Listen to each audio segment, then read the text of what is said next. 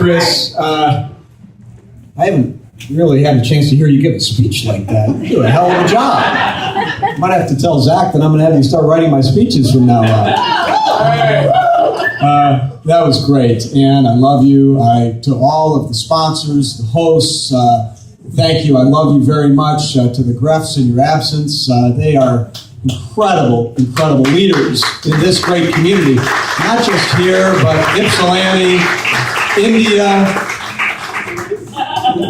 The thing that I love about the Greffs, I mean, they model it in so many ways. They make really good beer, too. I'm having the Irish Stout. But they live sustainability in what they do, which is one of my values and an issue we're going to lead with on the campaign. But this is a personal journey for me, and I know you're here because this is personal for you. Now, I've talked to, and I want to say, my sister Ann Brockway is here. She and her sister-in-law came down from Howell, which is my hometown. We're going to be there tomorrow night for the Democratic Party dinner. But all roads do lead to Ann Arbor, right? My grandfather, Art Schauer, who, are there any IBEW people in the house? Members in the house? He was an IBEW member for 45 years. Art Schauer was born here in Ann Arbor and lived on Spring Street. And occasionally I drive by the old family home. So the name Schauer, it comes from Ann Arbor. So I am home. I am home. But my sister and I, and if you want to really learn the inside scoop on me, you've got to come to the Livingston County Dems dinner tomorrow night because she's going to introduce me. And she said, Mark, are any stories off limits? And I said, no, have at it. But she is a person always stuck up for me. And she's going to stick up for me against Rick Snyder. I know that for sure.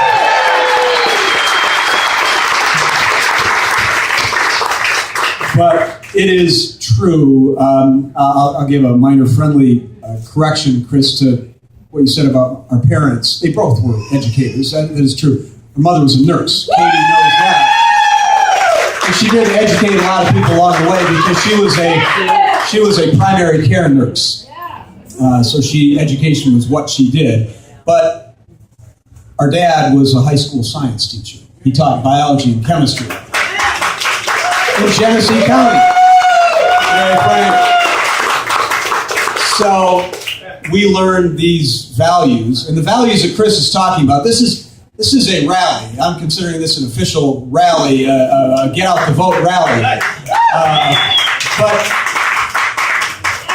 what Chris talked about in terms of these values that we all share, these are Michigan values.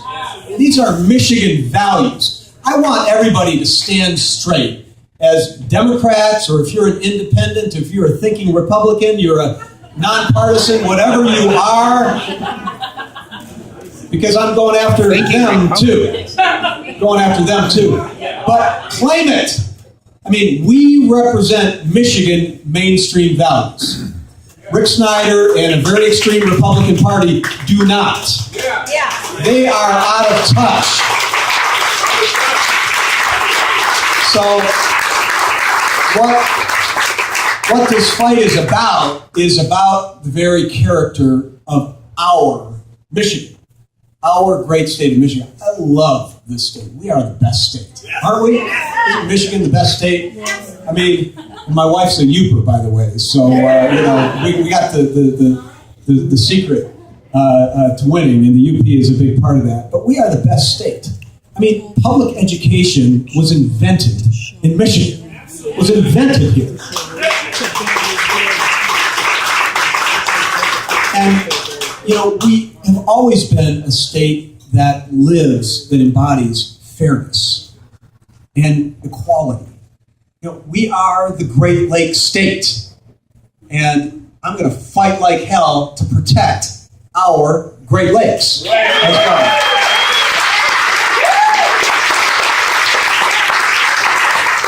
And, we know what the key, and I'm so glad to be speaking to so many educators and all of you who support, everyone here who support public education. Our grandmother, by the way, was a first grade teacher. So we've got a lot of educators in our family. But look, and I do want to acknowledge Doug Norton. Where's Doug Norton? Right here. Doug Norton. It is true for you non-believers that Doug Norton was not only my ninth grade teacher, he was my sister's teacher as well.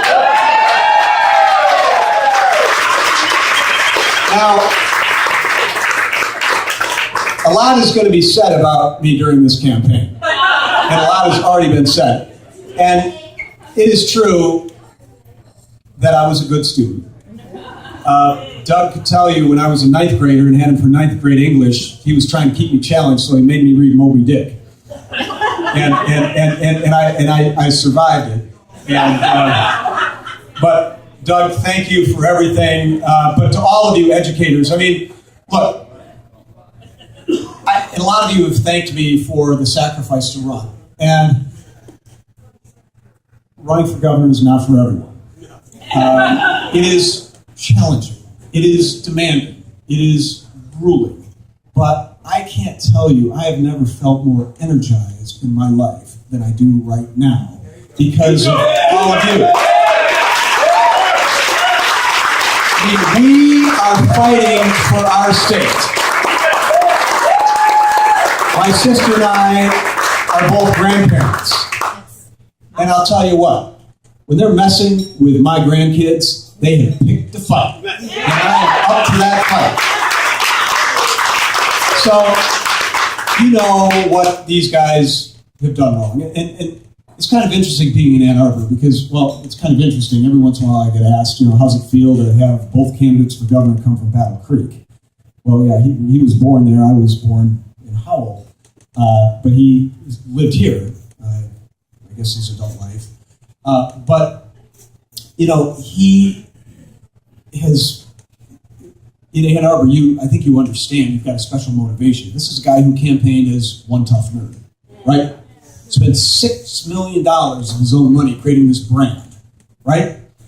And as soon as he became governor, he got tough on all the wrong people, right? And we need to talk about that. He didn't get tough on his corporate special interest friends, the folks that got his $1.8 billion tax giveaway, even when they sent jobs overseas, or his, you know, the folks he's privatized schools to and prisons and everything else. He didn't get tough on his cousin George's furniture business. We know that. But you know what? What makes me mad and what motivated me to run is he got tough on our kids. He got $1 billion from public education, our number one priority. And when I am governor, I'm going to be the education governor and mean it. And mean it. And for you teachers here, and all of you who love teachers, which is everybody, I mean, we need to put teachers on a pedestal rather than attack them and vilify them. They are the most important profession in our society, our public school teachers.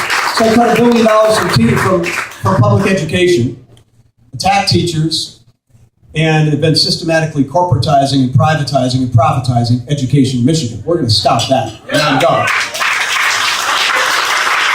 Then he got tough on our families by raising taxes on parents raising kids, including our two daughters with their 5 little ones. And they raised taxes on the least of these.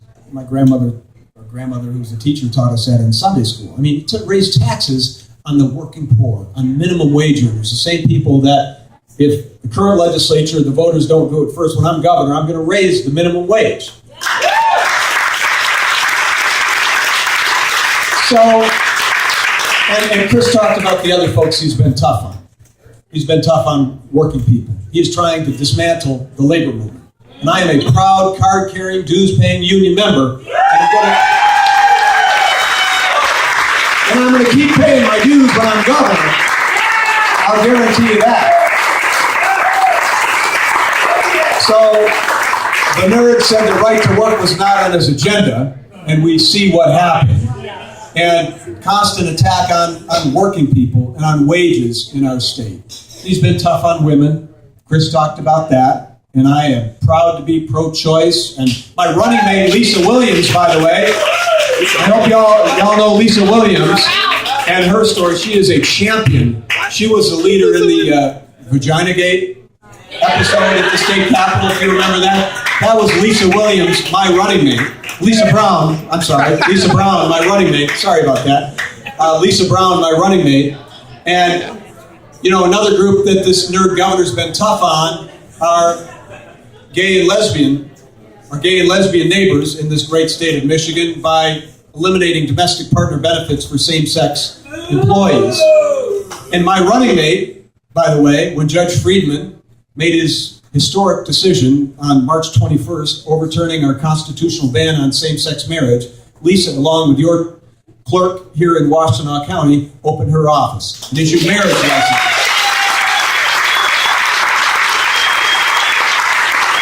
So we have a very different vision for our Michigan and a very different set of values that are worth fighting for. And I didn't even talk about attacks on cities, you know, our cities where we need to invest in transit and livable communities that attract entrepreneurs and great jobs. But look, here's the bottom line. If we organize and we mobilize and we vote, we win. Without question. I don't care how much money Rick Snyder has or how much money Rick Snyder spends. It is not enough. Because the good news is there are more of us than them.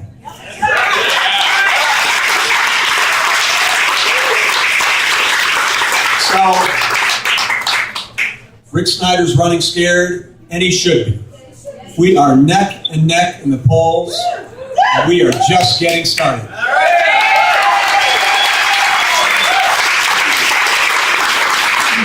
And Lisa and I know a thing or two about winning tough races. Chris talked about it. I've beaten 2 out-of-touch Republican incumbents in tough districts, tougher districts than the one I'm running in right now. Lisa has beaten another out-of-touch Republican incumbent to become clerk in Oakland County. With your help, Rick Snyder and Brian Calley are going to be number 4 and number 5. You ready to do it? So, we are a blue state. I know Ann Arbor is a blue city. Dark blue. Deep blue. But Michigan is a blue state. And it's time for us to start standing up like it. It's time for us to start organizing like it. It's time for us to start mobilizing like it and get our friends out to the polls. And it's time for us to start voting like it. We do that, I become governor. We take back the state house.